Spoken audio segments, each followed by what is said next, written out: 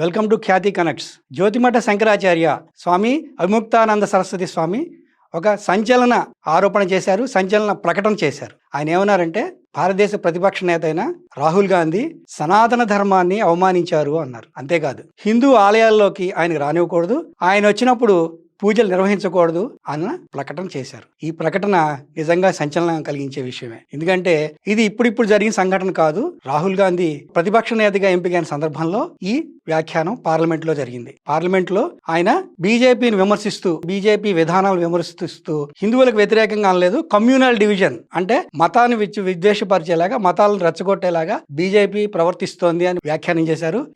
ఈ సందర్భంగా ఆయన మనుస్మృతిని ఉటంకించారు. మనుస్మృతి అనుకూలంగా ఉంటుంది అలాంటి వ్యాఖ్యలు కూడా చేశారు. ఇది అప్పట్లో చాలా వివాదమైంది.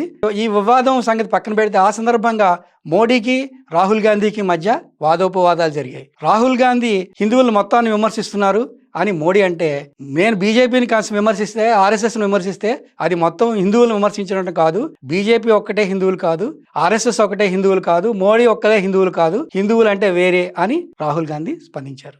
ఈ సందర్భంగా జ్యోతిమఠ శంకరాచార్య కూడా, ఇప్పుడు మనం మాట్లాడుకుంటున్న అవిముక్తానంద సరస్వతి కూడా ఆ సందర్భంగా ఈ అంశాల గురించి స్పందించారు. మేము రాహుల్ గాంధీ ప్రసంగాన్ని మొత్తం చూసాము, అందులో వివాదాస్పదమైన అంశాలు ఏం లేవు అని అప్పట్లో ఆయన అభిప్రాయపడ్డారు. కానీ ఇప్పుడు తాజాగా ఆయన ఏమన్నారంటే, రాహుల్ గాంధీ వ్యాఖ్యలకు సంబంధించి మేము క్లారిఫికేషన్ అడిగాము, ఆయన నుంచి గత 3 నెలలుగా ఎలాంటి క్లారిఫికేషన్ రాలేదు.